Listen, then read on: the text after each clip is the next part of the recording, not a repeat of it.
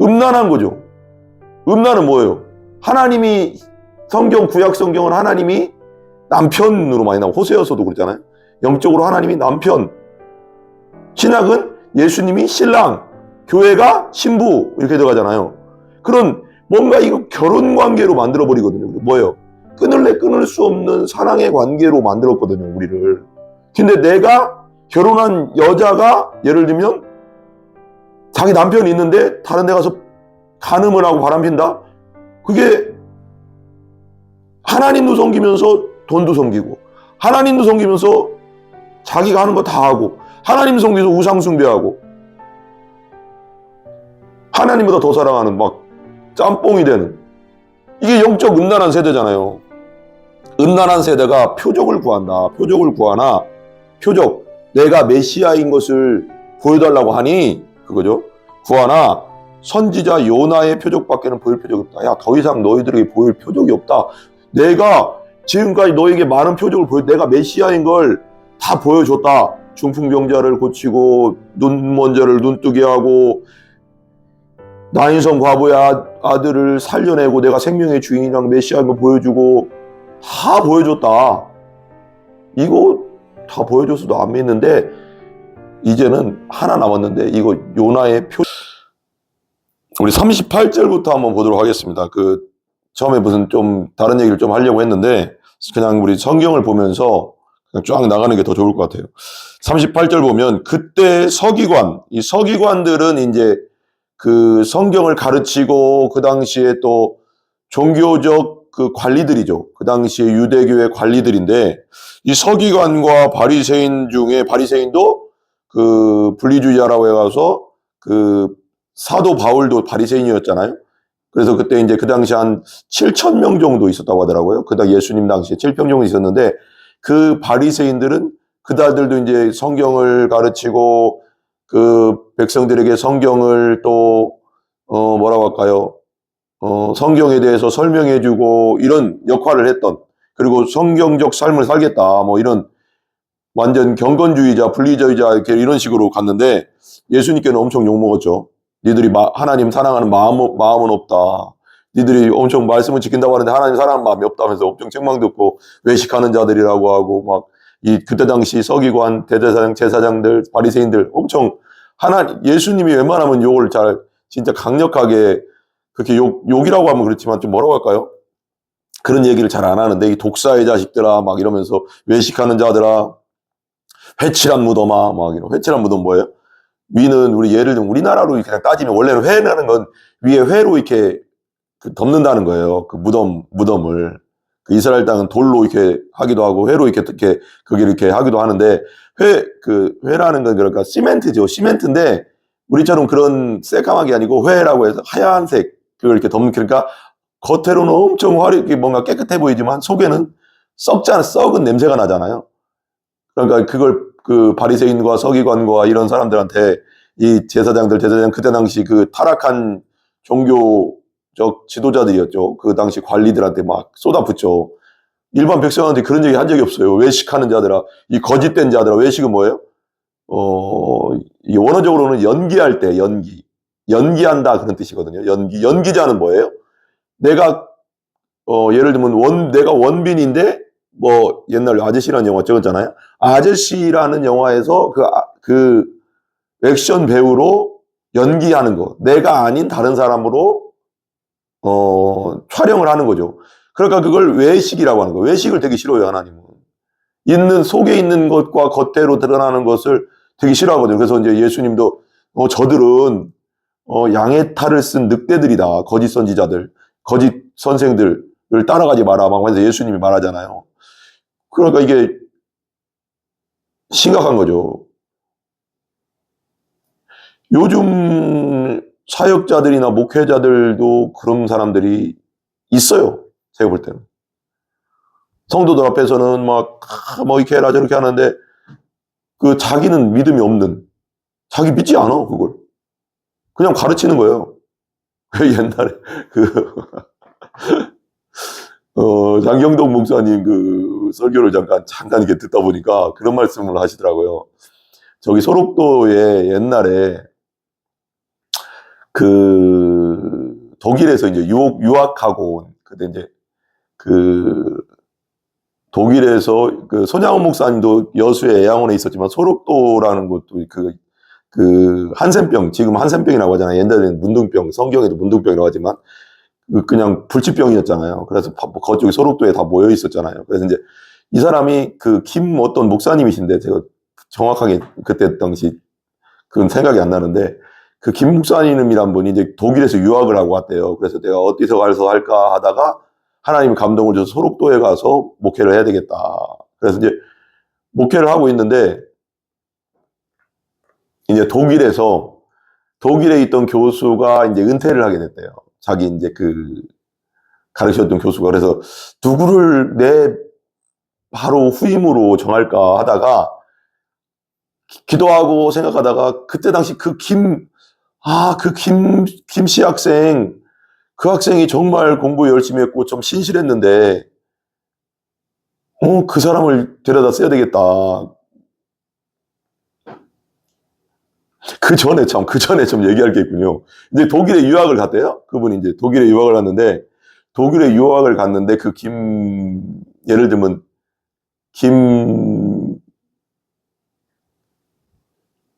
김순상이라고 합시다. 우선은 제가 이름이 생각이 안 나요. 김순상이란 분이 독일에 유학을 갔는데, 그때가 언제예요? 예전이 1960년대, 70년 아마 거기 거예요. 그러니까 갔더니, 그때 당시 독일은 완전 자유주의 신학에 이렇게 물들어 있었던 것 같아요. 그러니까 교수가 물어보더래요. 교수가 학생들이 이렇게 앉아있는 신학생들이죠. 신학생들한테 이렇게 물어보더래요. 여러분, 손 들어보시라고 하더래. 손 들어보세요. 이 성경이 정말 하나님 말씀이라고 믿습니까? 여러분? 그러니까 당연히 손 들어야 되잖아요. 당연한 거 아닙니까? 당연히. 그래서 우리 김순상이라는 이분은 그 이름은 제가 생각이 안 나서 그냥 얘기하는 거예요. 김순상이라는 분이 이렇게 주위를 돌려보니까 자기가 뒤에 앉았나 봐요. 아무도 손을 안 들더래요. 당연히 하나님 말씀이잖아요. 우리가 믿잖아요. 근데 아무도 손을 안 들더래요. 그래서 뭐지 하고 자기만 딱 들었대요. 그랬더니 교수가 그러대. 아니 그 학생들한테 물어봐 그 전에 그 옆에 이제 독일 학생들한테 아니 너희들은 성경이 하나님 말씀이라고 안 믿어? 그랬더니 그 학생이 그걸 뭐라고 했냐면 너는 믿냐? 그때 당시 이제 신학적으로 좀 그런 게 있거든요. 고등비평, 무슨 비평, 성경을 뭐라고 할까요? 이렇게 갈기갈기 조사하고 그런 고등비평이나 이런 것 때문에 독일은 완전히 자유주의로 갔고 그런 상황이었어요. 그러니까 너희들은 안 믿어? 그랬더니 너는 그럼 성경을 하나님 말씀에 신의 말씀이라고 믿냐? 난 믿지 당연한 거 아니야? 그랬더니 우리는 안 믿어. 우리는 그건 그냥 편집된 하나의 책이라고 믿어. 이렇게 심각하죠. 아니 신학교에서 그 정도면 독일 교회가 무너진 이유를 아시겠죠? 아니 목회자를 길러내고 사역자를 길러내는 신학교에서조차 목회자가 될 사람들도 성경을 안 믿고 하나님 말씀을 안 믿는 사람들이 가서 가르치는데 그래서 왜 독일 교회에 이렇게 됐냐 그랬더니 교수도 물어보대. 너는 믿냐? 전 믿죠 당연히. 저 사람은 한국에서 와서 그래. 몰라서 그래. 이랬대요. 황당하더라고요. 야 심각하구나. 심각하다. 근데 우리나라에도 자유주의 신학이 많이 이렇게 만연하게 지금도 좀 이제 있는 데가 있잖아요. 예전에 제가 알던 목사님이 그 말씀을 하시더라고요. 감리교 신학대학교가 예전에 그러니까 80년대 후반 초반부터 그쪽 이제 중반 이제 90년대 초 그 사이에 어떤 교수가 자유주의 신학을 가르치니까 학교가 난리가 났고 감리교가 난리가 났었대요. 그래서 감리교 신학대 감리교의 어떤 목사님 아들인데 침신대로 왔다고 하더라고요. 그 유명한 목사님이에요. 감리교에서 그때 당시 엄청 큰 교회 목사 아들이 침신대를 가라고 했대요. 너 침신대 가라. 침례신학교 가라. 왜? 말씀 중심이니까 거기는 보수적이고 말씀 중심이 걸로 가라 그랬대요. 자유주의 물들 감리교회 유명한 목사님도 감리교 신학대는 못 보내겠다 이거예요. 아니다 이거예요, 지금. 이게 심각했다는 거예요, 그 정도로. 그때 당시 그랬다는 거예요. 지금 어떻게 했는지 모르겠어요. 그래서 이제, 왜 그때 당시 왜 독일이 그랬냐면, 독일은 국가종교예요. 기독교가 국가종교. 공무원이에요. 그러니까 목사가 공무원이에요. 그러니까, 종교세를 내요. 독일에서는 그 일반 사람들이 종교세를 이렇게 내가서, 일반 백성들이, 일반 국민들이 종교세를 내가서 그 종교세로, 목사님의 월급을 줘요. 그러니까, 교회가 여기 한 명 있어도, 2명 있어도, 100명 있어도, 어때요? 1000명을 가지고 있어도 그냥 월급, 국가에서 월급이 나오기 때문에 그 이상은 없기 때문에 열심히 하겠어요? 거기다가 또 배운 걸 그렇게 배웠으니 성경을 하나님의 말씀이라고 믿냐? 하는 그런 식으로 배웠고 성경을 그러면서 말해야 되는데 그러면서 성경을 가르쳐요. 그럼 믿음 없이 가르치는 게 그냥 뭐 뻐꾸기지 그게 무슨 능력이 나가겠습니까? 그러니까 지금 독일 교회가 다 무너진 거예요. 몇몇 정말 하나님 말씀 성경을 붙잡고 있는 몇몇 교회 빼놓고는 독일이 그냥 다 그렇게 된 거예요. 마귀의 그 간사한 계획이 그냥 넘어간 거죠. 다. 무섭죠. 그러니까 우리가 어떤 신학을 배우느냐 그리고 성경에 대한 어떤 믿음을 갖고 있느냐 이게 되게 중요한 거예요. 성경을 1.1획도 성경 무호설이라고 하죠. 1.1획도 땅에 떨어지지 않는 하나님 말씀으로 믿는 거 거기서 능력이 나오는 겁니다, 여러분. 성경은 하나님의 감동, 하나님의 호흡, 하나님의 생명으로 된 것을 믿는 거, 의심 없이 믿는 거, 거기서 능력이 나오는 겁니다. 그럴 때 하나님이 역사하시고 그때 그 사람을 통해서 일하시는데 독일 교회가 그러는데 신학교 자체가 그랬는데 뭐가 되겠어요? 마귀가 완전 사로잡았는데 그때. 이게 지금 이런 상황인 거예요. 지금이 역사로 보면 알잖아요. 독일 교회가 다 무너졌다니까요.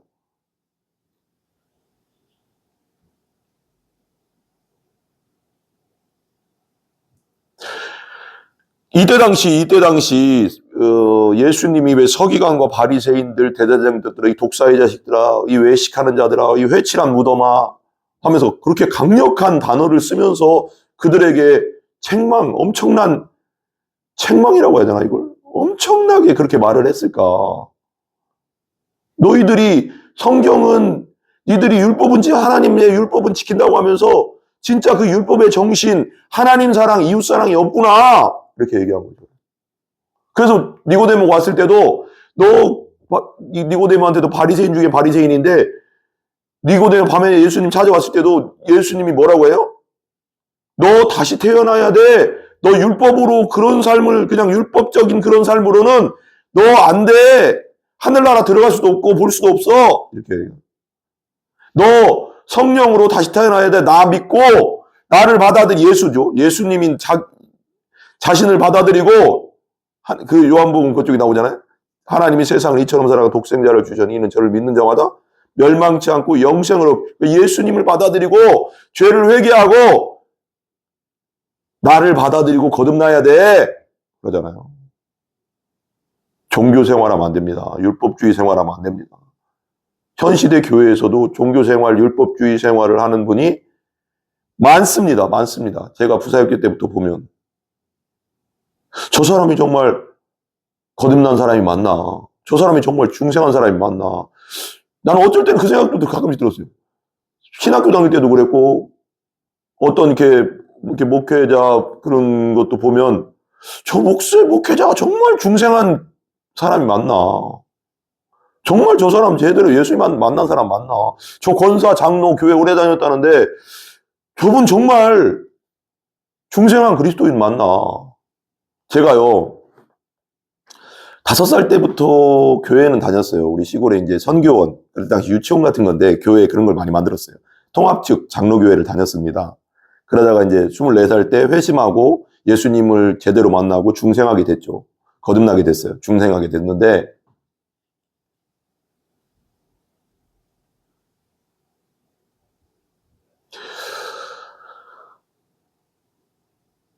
제가 부사역대 때부터 이렇게 지나오면서 느끼는 게 생각보다 의외로 많은 사람들이 종교 생활, 그냥 율법주의 생활, 정말 예수 만나 중생에서 제대로 신앙생활하는 사람이 생각보다 얼마나 될까라는 의문이 막 들어요. 어쩔 땐 보고 있으면. 좀 심각합니다. 제가 가끔씩 얘기해 목회 데이터 연구소에서도 이렇게 설문조사를 해보니까 당신 왜 교회 다닙니까? 이렇게 설문조사 1000명인가? 표본조사를 하니까 당신 왜 교회 다니십니까? 그러니까 위안받으려고요. 위로받으려고요. 인간관계 유지 때문에요. 인간관계 유지 때문에요. 그리고 뭐 사업 문제, 사업 때문에요. 뭐 이렇게 뭔가 그런 얘기를 많이 하더래요. 그게 6명이에요. 10명 중에 6명. 한 4명 정도가 그래도 예수님이 내 왕이시고 내 구원자시기 때문에 나는 신앙생활 합니다. 정말 신앙 고백을 제대로 하는 사람은 4명 정도였다는 거예요. 거기서도 좀 분별할 게 있대요, 또. 명목상 교인들이 한 6명이라는 거예요. 이름뿐인. 천국 못 가는 분들이지. 중생하지 못한 분들. 이거 심각한 거라고 생각해요. 심각하다. 예전에 제가 이제 부사역자 생활을 할 때, 저 위에 이제 그 경기도에서도 생활하고 그랬는데, 저는 가끔씩 그 생각했어요. 그 교회 성도님들 다 그런 건 아닌데, 가끔씩 여기는 무슨 침묵회인가? 막 제가 느낀 거예요. 그걸 뭐 정확하게 알 수 없지만, 여기는 무슨 침묵회인가? 교회인가? 막 이런 느낌이 들 정도였어요. 저는 심각하다고 생각했거든요. 그때 당시. 제 느낌에, 그냥 어떤 그런 느낌에. 보고 있으면. 주일 끝나고 그냥 축구하려고 나오나? 이분들 막 이런 느낌 막 정도로. 이게 뭐지? 그냥 인간관계 하러 나오나? 뭐 이런 정말 목회 데이터 연구소 그 발표 자료대로라면. 그렇더라고요. 진짜. 그렇게 있더라고요. 많이. 심각하구나, 이거. 복음에 온전히 붙잡힌 사람이 많지 않을 수도 있겠구나. 목회자도 마찬가지고, 권사도 그렇고, 장로도 그런 분들 의외로 있는 것 같고, 답답하다. 정말 답답하다. 제가 느끼기엔 그랬어요. 심각하다.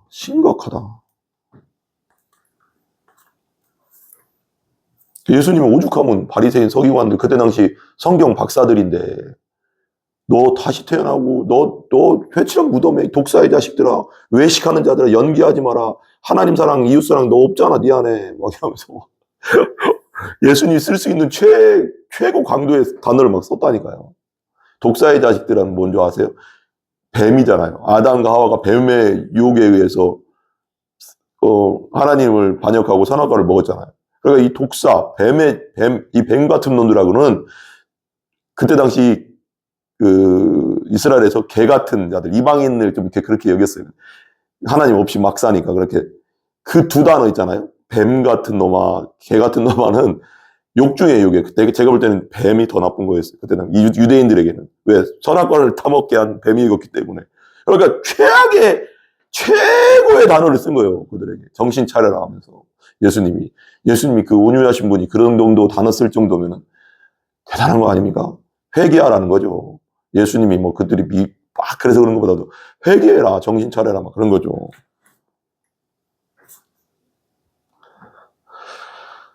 바리새인 중 몇 사람이, 그런 사람 중에 몇 사람이 찾아온 거예요, 예수님께. 선생님이요, 우리에게 표적 보여주시기를 원하나이다. 그래요. 유대인은 표적을 구한다잖아, 자꾸. 이 표적은 세메이온은 예수님이, 이건 되게 중요해서요. 나사렛 예수 그리스도, 예수님이 성경에서 말씀하신 구약 성경에서 말씀하신 그 메시아, 구원자, 그리스도, 기름 부은 자가 맞냐? 맞다면 그 표적을 보여줘라. 구약에 예언된 메시아는 이런 일을 할 것이다. 했던 그 표적을 보여줘라. 그 중에 최고가 뭐예요? 부활이죠. 부활의 표적이죠. 성경이 나오잖아요. 주는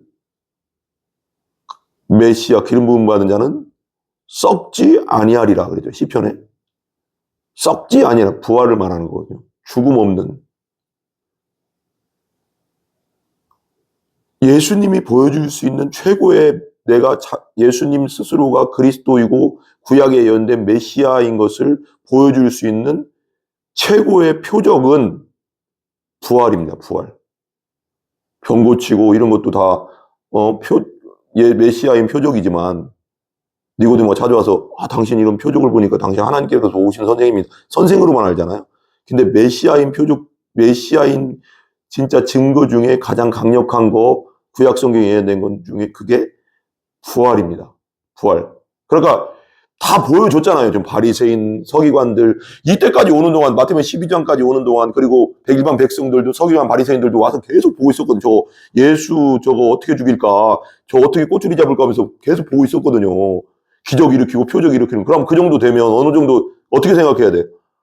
저 사람 정말 하나님의 사람이네. 저 사람 성경대로 하네. 메시아인 표적을 그대로 보여주고 있네.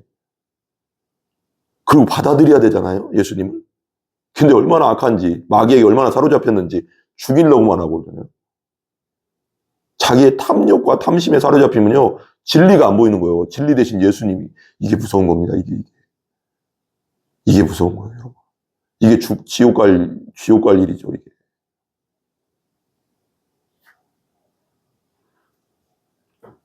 표적을 구했어요. 표적 보여주세요. 당신 진짜 메시아면 표적 보여줘, 표적. 지금까지 보여줬는데. 병 고치고, 눈 먼 자를 눈뜨게 하고, 중풍병자를 일으키고, 죽은 나사로를 살리고, 막, 나인성 과부의 아들을 살리고, 12살에 죽은 그 야이로의 딸을 달리다굼 하면서 살려내고, 보여줬잖아요. 생명의 근원이시고, 자기가 메시아이신, 구약 성경대로 메시아이신 것을 보여줬잖아요. 많이, 수도 없이. 그런데도 안 믿어. 답답한 거죠. 이 사람 안 믿으려고 하는 사람은 끝까지 자기 탐욕과 욕심에 매이고 기독권에 딱 잡혀 있는 사람은 예수 안 받아들인다니까요. 답답한, 진짜 불쌍하다고 할까요? 참 답답한 거죠. 예수님께서 말씀하시는 거예요. 이렇게 보세요. 그래, 내가 마지막에 보여줄 게 있다. 니들이 구약 성경 예언대로 내가 중풍병자를 일으키고 눈먼 자를 눈뜨게 하고 가난한 자에게 복음이 전해지고 이런 거 다 하고 있는데도 니들이 안 믿으니 내가 마지막으로 보여줄 게 하나 있다. 내가 메시아인 증거, 최고의 표적, 이거 외에는 없는 거. 이거 안 믿으면 니들 진짜 답 없다. 이거 뭐예요? 이게 부활이죠. 보세요. 예수께서 대답하여 이르시되 악하고 음란한 세대가, 여기서 악하고 음란하다는 거예요. 하나님 앞에 악하고 음란하다는 건 영적 음란이죠. 이들에게 얘기하는 거죠. 영적으로 음란하고 하나님을 사랑한다고 하면서 자기의 안일과 돈과, 바리새인들은 돈을 사랑한다고 성경에 나오잖아요. 돈을 사랑하고 우상이, 다른 것이 다 우상인 거예요. 하나님도 섬기고 다른 것도 짬뽕하고 그게 우상이죠. 음란한 거죠. 음란은 뭐예요? 하나님이, 구약 성경은 하나님이 남편으로 많이 나오고, 호세아서도 그랬잖아요. 영적으로 하나님이 남편, 신약은 예수님이 신랑, 교회가 신부 이렇게 들어가잖아요. 그런 뭔가 이거 결혼 관계로 만들어버리거든요. 뭐예요?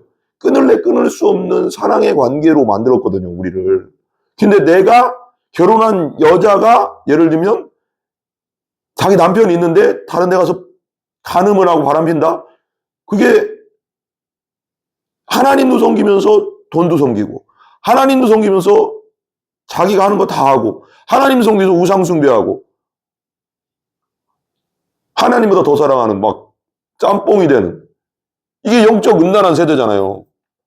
음란한 세대가 표적을 구한다. 표적을 구하나, 표적, 내가 메시아인 것을 보여달라고 하니, 그거죠. 구하나 선지자 요나의 표적밖에는 보일 표적이 없다. 야, 더 이상 너희들에게 보일 표적이 없다. 내가 지금까지 너에게 많은 표적을 내가 메시아인 걸 다 보여줬다. 중풍병자를 고치고 눈 먼 자를 눈뜨게 하고 나인성 과부의 아들을 살려내고 내가 생명의 주인이랑 메시아인 걸 보여주고 다 보여줬다. 이거 다 보여줬어도 안 믿는데 이제는 하나 남았는데 이거 요나의 표적. 요나가 3일 동안 물고기 뱃속에 있었잖아요. 예수님이 3일 동안 무덤 속에 있다 부활하셨잖아. 이걸 말하는 거거든요. 부활의 표적밖에 보일 표적. 이거 안 믿으면 니들 답 없다. 여러분, 근데 부활은 역사적 사실입니다. 2000년 전에 그냥 십자가에 예수님이 역사적 인물로서 부처보다 공자보다 마호메트보다 더 많은 역사적 기록이, 그때 당시 기록이 지금도 남아있고 허구의 인물이 아니라는 겁니다. 예수님은 성경에도 기록되어 있지만 모든 역사적 기록에도 이 성경은 AD 100년 이전에 다 기록된 거예요, 여러분. 그냥 중간에 누가 만들어낸 게 아니라는 거죠. 표본, 사본들이 지금도 남아있고 그때 당시 수많은 또 로마 제국의 그런 예수가 그때 당시 살았었다는 그런 증거 기록들이 지금도 있고, 요세푸스 역사가들의 기록이 다 있고, 그때 당시에 예수님이 십자가에 돌아가시고 부활했다는 것은 제자들만이 얘기가 아니라는 거예요, 여러분. 이건 그냥 역사적 사실이라고요. 예수님 진짜 부활한 건. 메시아라는 증거, 요나의 표적밖에는 보일 표적이 없느니라. 40절. 요나가 밤낮 사흘 동안 큰 물고기 뱃속에 있었던 것 같이 인자도 밤낮 사흘 동안 땅속에 있으리라. 땅속에 있으리라. 부활의 표적밖에 없다. 내가 너희들 다 보여줬다. 근데 마지막 요나의 표적밖에는 없다. 내가 메시아인 증거를 가장 강력하게 보여주는 거, 부활. 내가 부활하는 걸 통해서 너희들은 안 믿으면 안 될 것이다. 왜? 메시아, 기름 부음 받은 자는 썩지 않는다고 구약의 성경에 써 있으니까 메시아인 증거 중에 가장 강력한 건 부활이다. 근데 예수님이 3일 만에 십자가에 죽었다가 무덤 속에 3일 동안 있다가 요나의 표적지죠. 3일 만에 부활하셨죠. 이분이 그래서 구원자가 되시고 메시아가 되시고 우리의 왕이 되시고 우리의 주인이 되시는 겁니다. 이분을 받아들여야지 구원한다고 했습니다. 하나님이 세상을 이처럼 사랑하사 독생자를 주셨으니 이는 저를 믿는 자마다 멸망치 않다. 영원한 지옥에 안 간다. 멸망치 않고 영생, 하나님 나라에서 영원한 생명으로 산다.